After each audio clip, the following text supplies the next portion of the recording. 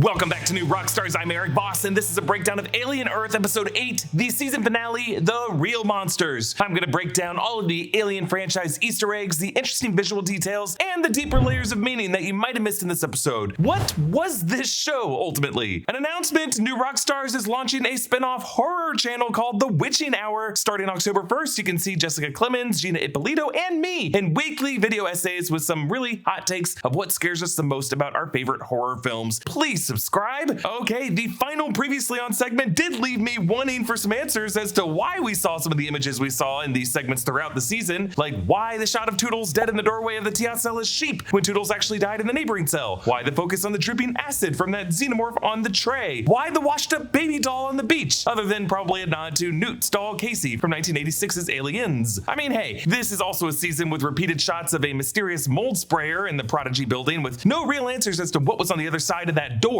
So I just think with Noah Hawley shows, sometimes we're just gonna have to let go of some stuff and enjoy the cross dissolves. But it's not so much what's on the other side of that door, but really just the fact that mold was on the walls at all. We'll talk about that throughout this video. This finale episode opens on the beach at low tide. Crabs are crawling about, with one perched specifically on the chest wound of the corpse of Arthur that we cannot show you because it's too gory. But when we last saw him, he was discarded by the Weyland-Yutani soldiers and sunk into the tidal lagoon, so the tide must have pulled his body out to sea, but then washed it back up on the shore. Even in death, this lost boy is not allowed to leave peacefully from this Neverland island. I love the idea that the crab would be curious about this open chest wound, not just as meat to pick at, but the xenomorphs were designed with certain arthropodic anatomical features, like the shedding of exoskeletal husks, and the facehugger fingers were of course inspired by big old crab legs. So naturally, we see a xenomorph approach, Wendy's xenomorph, and that xenomorph seems to recognize Arthur's corpse as a vessel for another one of its kind, really a second sibling that it will be reunited with at the end of this episode. And there's a certain logic to the crab raising its claws in a threatening gesture, unafraid of another thing with an exoskeleton. To the crab, it's just another animal of Earth getting in its way. Kirsch's monologue from episode 1 comes back here, that what makes sense and hybrids separate from normal humans is that humans are ultimately food, and there will always be things bigger and smaller than us who will try to eat us. Arthur being nibbled by crabs is a perfect illustration of that truth. It's interesting how after we see the crab raise its claws and we cut to wide, suddenly that xenomorph is gone. This episode does a lot of editing like that, where the xenomorph suddenly is gone from the frame or suddenly present in frame, to give us the kind of paranoia that the xenomorph is always stalking us this episode. The invasive species has taken root on the planet, and it does deliver some pretty good jump scares in this finale. Actually, the first comes right here with Dame Sylvia replacing the flowers on the graves of the kids. She lays flowers on Marcy Hermit's grave and says, "It's just growing pains, that's all." And then the camera pushes in behind her and...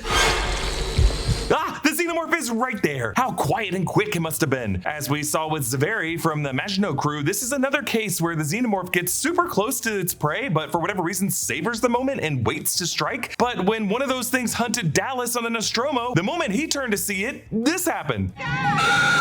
Big hug and you're dead. Rashidi and Siberian shoot at that xenomorph to scare it away, but it looks like the round doesn't penetrate its skin. I assume because it's a lower caliber bullet than what the Colonial Marines were firing at the alien warriors in 1986's Aliens. But I also don't know why this single shot would intimidate the xenomorph against just 4 soldiers when it had no problem tearing through twice as many armed Weyland-Yutani soldiers last episode. But hey, if you want carnage, we do see a wake of bloody splotches across the Prodigy grounds, a wake of kills left by the xenomorph as it seems to kill humans indiscriminately now. We hear Adam Ines reporting to Boy Cavalier that they are cut off from the outside world. Morrow cut the underwater hardline, and Yutani's satellites are now jamming their comms. Boy passes the hallway where on the left we see the surface where a worker was spraying. So it turns out that the worker was really just spraying off mold. The idea was that Prodigy could not keep the forces of nature at bay. It was really a thematic reflection of humanity's vulnerability, not any particular mystery box. And we learn that after Joe tased Nibs, security forces detained all the hybrids in a holding cell that Adam Ines doesn't think will hold them for long. Adam Ines reports that while the other specimens are secured, the xenomorph is not secured, is picking off Prodigy security forces and suggests that they evacuate. Yet for whatever reason, Dame Sylvia is still there. The past 3 episodes, I don't understand Dame Sylvia's emotional state. Like, her husband is dead. There's an apex predator roaming the grounds trying to kill everyone that she very much knows about. Why is she just wandering around putting flowers on graves? Why didn't she get out of Dodge? Anyway, Boy Cavalier seems to be feeling sentimental as well, watching back footage that we saw in episode 1 of the moment before Marcy Marcy was transferred into the Wendy body, he was hoping that this would be his moon landing historic breakthrough. Joe and Morrow are placed in a holding cell of their own, both of them technically cyborgs since Joe was given a cybernetic lung, but the hybrid kids, Nibs, Wendy, Curly, Slightly, and Smee, start by pointing fingers at Curly for snitching, but Wendy renames them by their original names that she had read on the graves: Rose, Christopher, Arush, and Jane. Jane, as we learn this episode, is also the name of Wendy's daughter in Jay and Barry's lore, whom Peter takes to Neverland when Wendy grows too old. No, in the book, Wendy Darling is Peter Pan's favorite.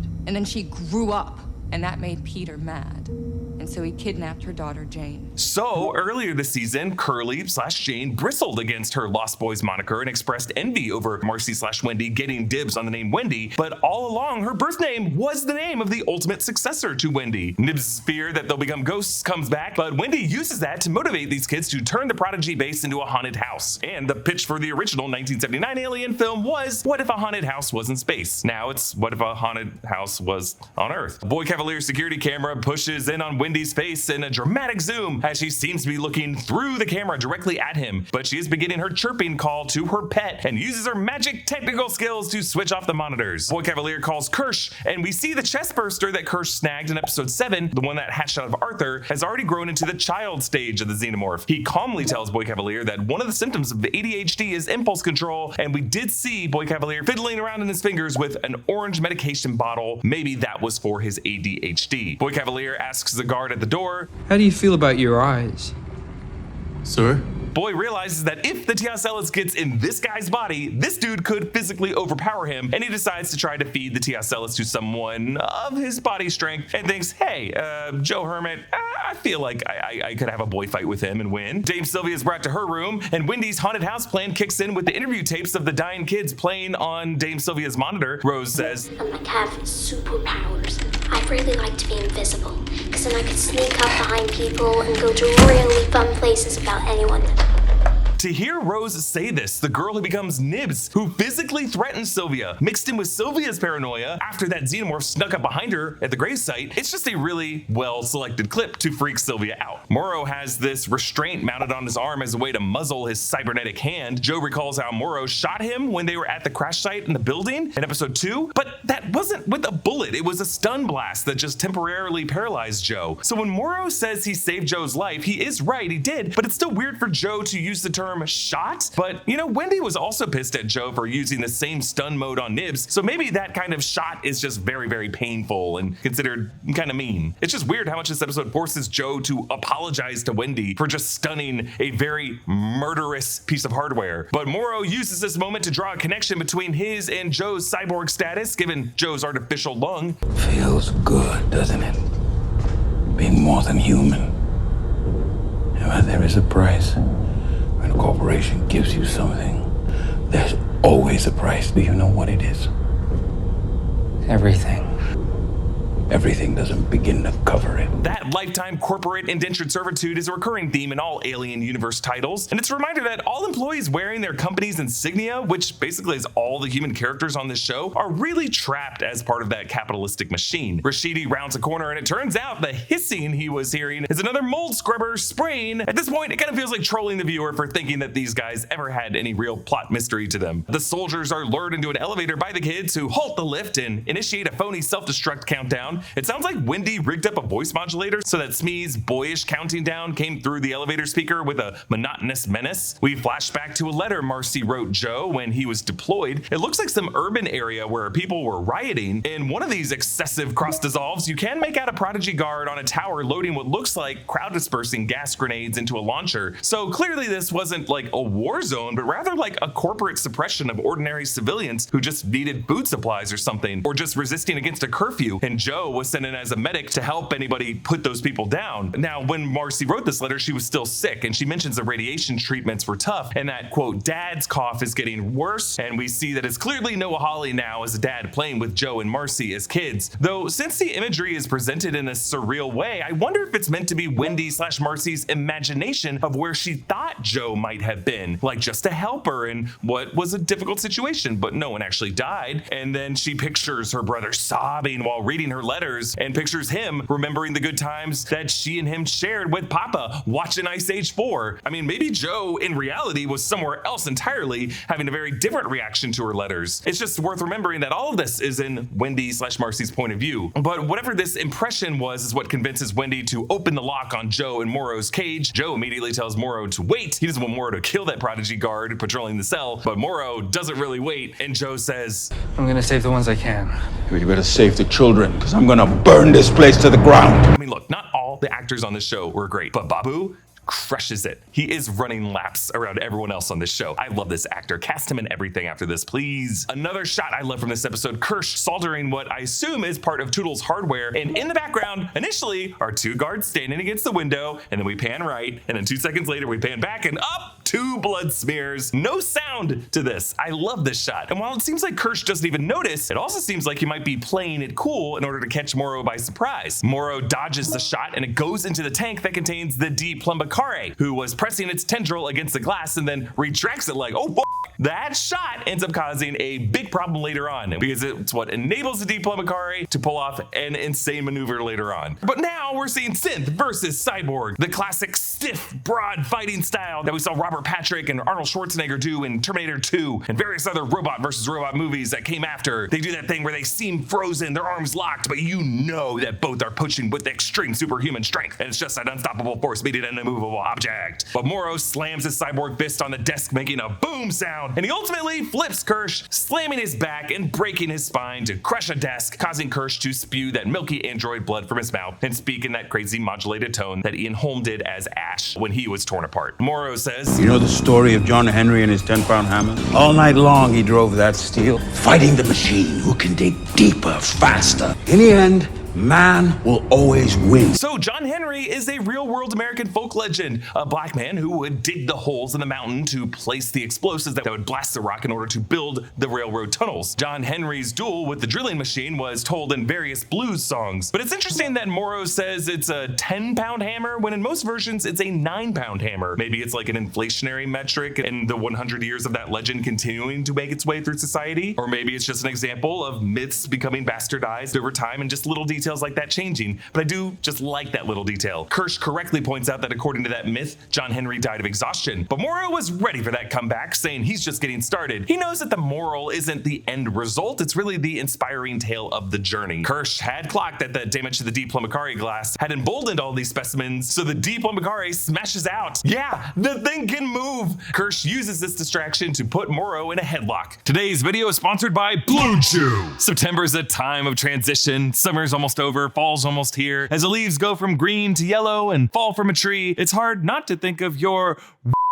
these because which is something Blue Chew can help fix. Blue Chew is the original brand offering chewable tablets for better sex. These erection-enhancing tablets help men achieve stronger, harder, and longer-lasting erections for sexual activities. It's super easy too. Just sign up at BlueChew.com, consult with one of their licensed medical providers, and once you're approved, you'll receive your prescription within days. You can take Blue Chew anytime, day or night. That way you can plan ahead or be ready for whenever an opportunity arises. It's all done online. That means no visits to the doctor's office, no awkward conversations, and no waiting in line at the pharmacy. Blue Chew's tablets are made in the USA and prepared and shipped direct to your door in a discreet package. If you're skeptical or don't think you need it, try it free for a month and see. And we've got a special deal for our listeners. As always, your first month of Blue Chew is free. Just use a promo code Rockstars at checkout and pay $5 for shipping. That's it. Join Blue Chew's global mission to make better sex the dominant drive of modern society. Head to BlueChew.com for more details and safety information. Huge thanks to Blue Chew for sponsoring this revolution. Wendy hears Boy Cavalier rounding the corner, bouncing a ball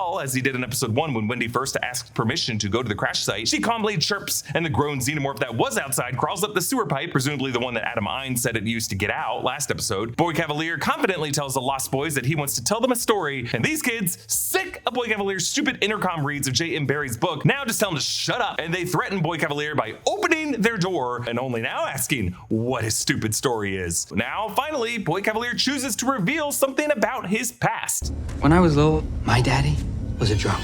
The last in a long line of mouth breathers, each meaner than the last. And to this troglodyte was born a miracle.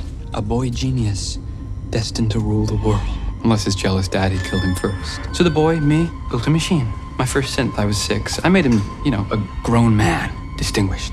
And yeah, one day my daddy came home from the factory, and there was my synth sitting on the sofa. And that was the end of Daddy. Or should I say old Daddy, because that night we moved and the synth became my new daddy. Whoa, so much to unpack from this. First off, yes, it sounds like Adam Ines was Boy Cavalier's first synth design, a synth that he built when he was just 6 years old, out of a suspicion that his father was planning to kill him for being a freakish prodigy, and then he used that synth to pose as his father, and I guess a guarantor as he launched the Prodigy company, and then after Prodigy was growing, he put the word out there that his father had died, but this was probably around the time Boy Cavalier relocated to Neverland Island. But remember, Adam Ines did still continue to accompany him to various meetings with other corporations, so now I'm guessing that those synth faces on Boy Cavalier's wall in his lab area included the original faces of that synth when it was posing as his father. But it's also pretty crazy that Boy Cavalier's story begins with a diss to his mother, how the man who was his father was, quote, the last in a long line of mouth breathers, each meaner than the last, suggesting that there were a lot of men in his mother's life before the man who was his father got there. Also, this suspicion that the 6-year-old felt that his father was going to kill him out of envy for being a super smart freak. There's a bit of a parallel here to the lore of Peter Pan, where Peter Pan initially fled to Neverland because he had overheard his parents discussing his future, and so he ran away to live with the fairies in Neverland. But when he returned, he found their window barred shut and another baby in his room. So he's always kind of had those issues with his biological parents, which many believe is why Peter Pan has his conflict with Captain Hook, who in some ways is a father figure to him. Nibs growls at him. Remember in episode 7 when Wendy summoned that xenomorph against the Weyland-Yutani soldiers in the jungle and we heard a growl? It wasn't the sound of the xenomorph purring over just Nibs grimacing. It was a real sound that this actress made. You know, like sometimes weird little girls will start growling like dogs just to be weird. Nibs beats Boy Cavalier's bodyguard to death and Wendy tells Boy, Run.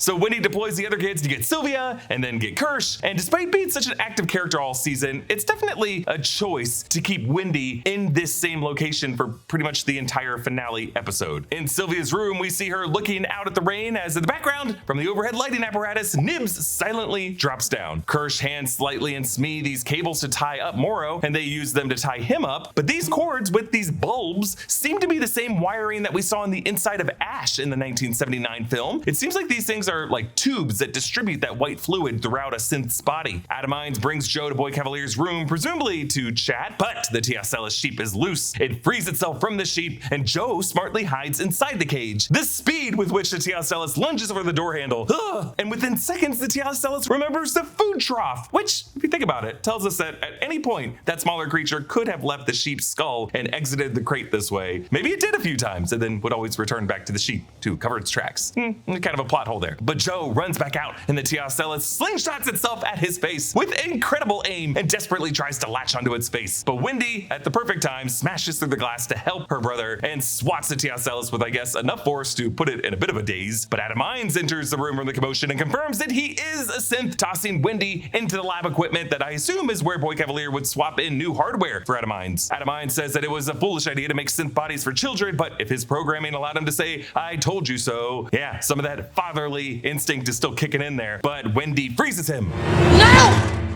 Welp, I guess Wendy has god powers over all Prodigy technology, as if having a xenomorph as a pet wasn't enough. I really don't like what they did with Wendy and making her all powerful like this. I mean, I disliked it so much I ended up feeling a little bad for Adam Ines when his eyes were twitching around here, signaling that he was aware of what was going on despite his paralysis. Wendy tells Joe, You want to know why I like them?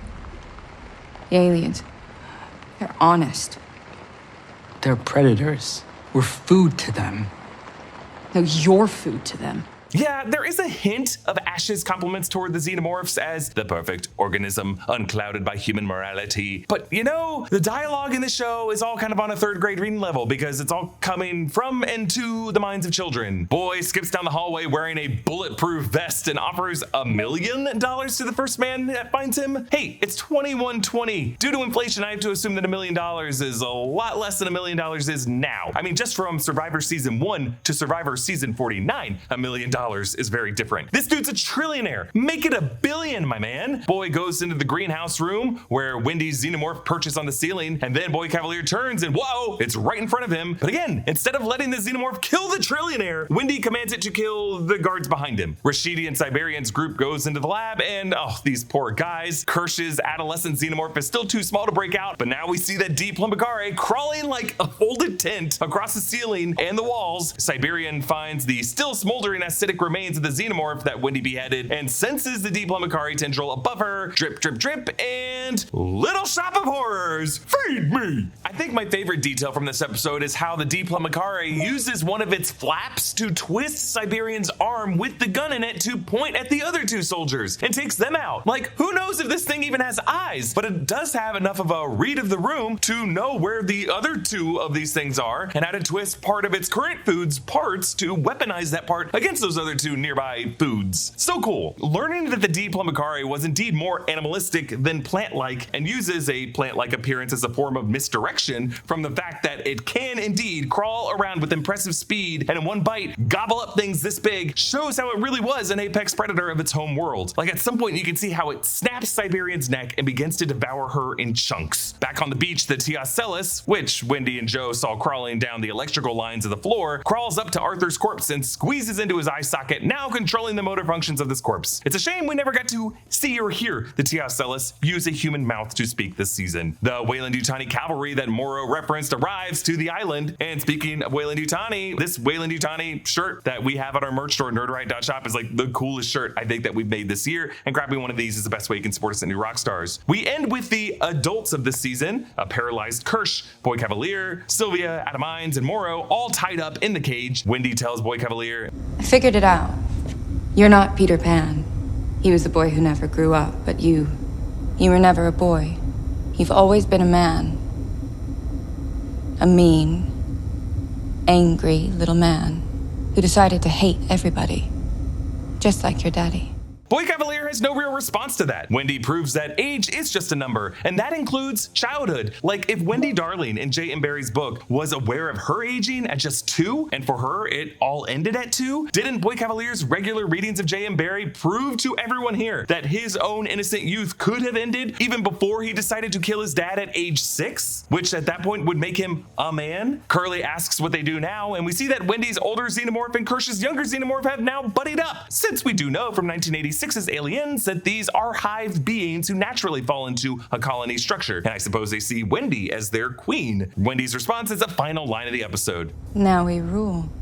Okay, Boy giggles as he cannot help but see the disruption that he has caused, but the rational humans left in this location, Joe and Sylvia, look on with concern. So what happens from here? Well, as of this taping, Alien Earth has not been renewed for a second season yet. Noah Hawley has said that he had a destination in mind for this series and that FX initially wanted him to develop it as a 2-season arc. So with Boy Cavalier tied up here, essentially defeated, my guess is that Weyland-Yutani will acquire Prodigy's assets and become an even more powerful mega corporation. At least what they are by the time of 2122, when the first Alien takes place, and later on in that century when Aliens takes place. But with the Teocellus in Arthur's body, that thing is now loose on this planet, and it's about to be greeted by hundreds of other human soldiers, so I don't see how this thing will ever get stopped. I would love the idea if it's implied that in the distant future of the Alien timeline, this thing is just jumping from body to body, still on Earth. I don't see how it gets stopped, but we also don't know its life cycle or its lifespan or how it reproduces. The xenomorphs are also going to be pretty difficult to contain if they have formed this alliance with largely indestructible rebellious hybrids. But at some point the xenomorphs on the show are going to have to die out, or at least plateau, because Weyland-Yutani would need some company interest to establish the colony of Hadley's Hope on LV-426 and incentivize those colonists to find more specimens. Hey, look, I enjoyed the way this series was shot. I love the production design, especially on board the Maginot in the In Space episode, but the languid cross dissolves did start to wear on me. The inconsistent writing, the inconsistent